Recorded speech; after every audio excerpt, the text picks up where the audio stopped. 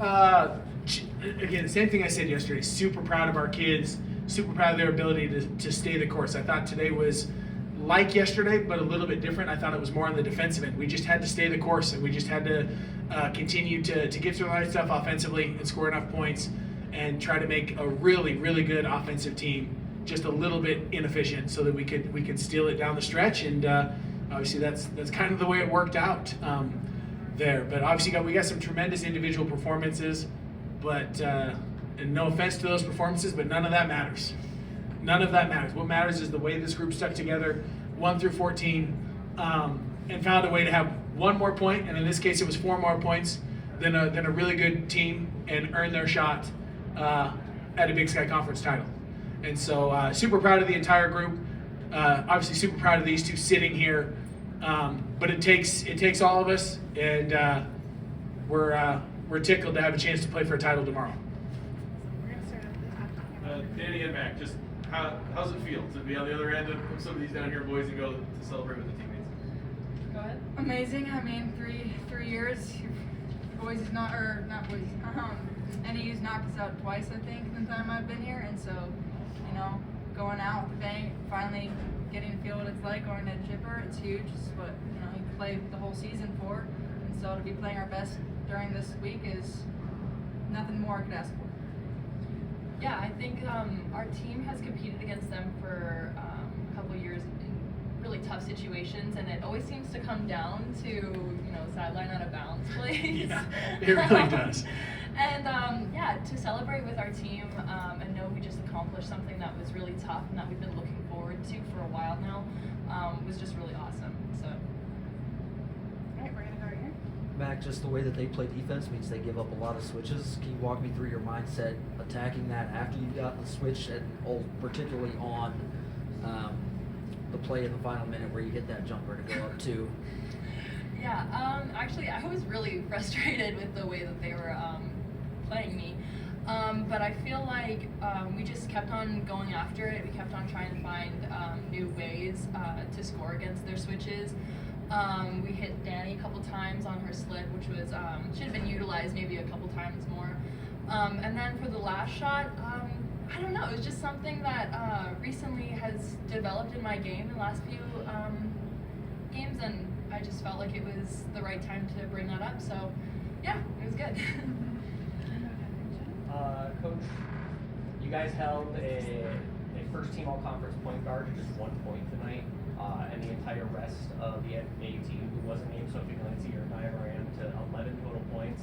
What did you guys do to just shut down the rest of the lineup? Again, that was a little bit of our game plan, was understanding how much they go to Sophie, how much she prefers one direction over the other, and just trying to take that away. And you can't take it away on a kid that good, but just trying to make it as difficult as possible. And it allowed us to stay out on a lot of their other kids, and it allowed us to stay out. They have all those wings that can create so many different ways. And then as they drove, we just really, be physical, be physical. They get to the rim, get your body away. Don't let them get to the free throw line. And so that was kind of our plan with Feldman, was take away that 3. She's a deadly shooter from the outside. And then as she attacks, do not put her at the line. Do not put her at the line. And obviously Nia did a great job of, she's one of those kids that really blurs the line, because if you get too close, she's really explosive downhill, but if you don't get close enough, she buries shots. And so she made us pay on some shots there. But I felt like that plan of just trying to almost funnel the ball, which sounds crazy to say, to one of the 2 best players in the league, right? Her and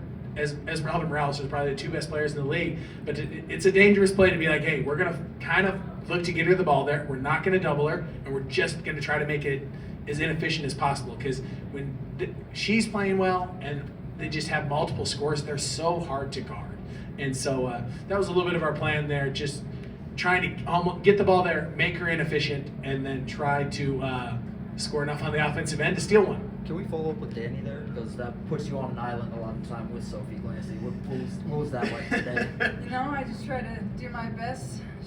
I fell on the charge or whatever that she called, and she came down and she was like, "You lift too much to be doing that." And I was like, "That's all I can do." You got to use your head, be smart, and try to take the calls you can. She's a phenomenal player. There's obviously she's gonna get hers, and so try to make them as tough shots as possible. It's just try to get my hands up early, really take away that left shoulder. And I do want to give a lot of credit as a follow-up on that with the Feldman stuff. MJ Bruno did a tremendous job in her minutes of just picking her up full court, turning her, making her work, and just making that as difficult as possible. We had other people. Mack played the one a little bit. Macy Donarski stole a couple of minutes for us at the one. But I thought MJ Bruno's just commitment to what we were trying to do was big time in that ability to just slow Feldman down. Awesome. We're gonna go up here to the camera. Coach, I want to say you were down 9.5. Shots weren't exactly falling. Just what were you saying to the team in the locker room? Same thing I always say, it's a long game. It's not a collection of 35 possessions, it's a collection of 70. Let's make the final 35 ones good. And down a few going into the fourth quarter, well, we're going to get about 16 more trips at this. Like, in my head, so for them, it's like, we just have to do the next right thing. Just stay the course. I believed in what we were doing our plan-wise. I believed in what we were doing offensively. I think it just needed time. It just needed some reps. Obviously, we worked in some slips with Dani to try and loosen up that defense, which created a few more kick-out opportunities that we took advantage of because they were really just trying to straight switch us and saying, like, go score. And so it was one of those things where, again, you're trying to win a game of 70 possessions, so I don't think you can get too high or too low over any small collection of them. And so I'm really proud of our kids for trusting in our staff and staying the course and doing the things we needed to do to, again, find a way to win this one and give ourselves a chance to go compete for a Big Sky title tomorrow.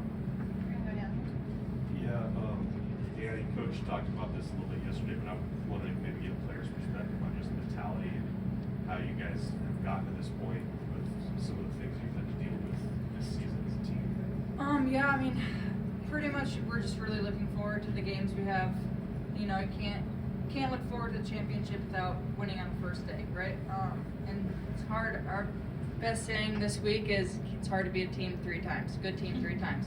I mean, so far the 2 teams that we've played, we've gone 0-2 against them in the preseason or during the season, and so that's our big saying and big motivation. Just backs against the wall. Why not leave nothing left? You know. We're gonna go right there.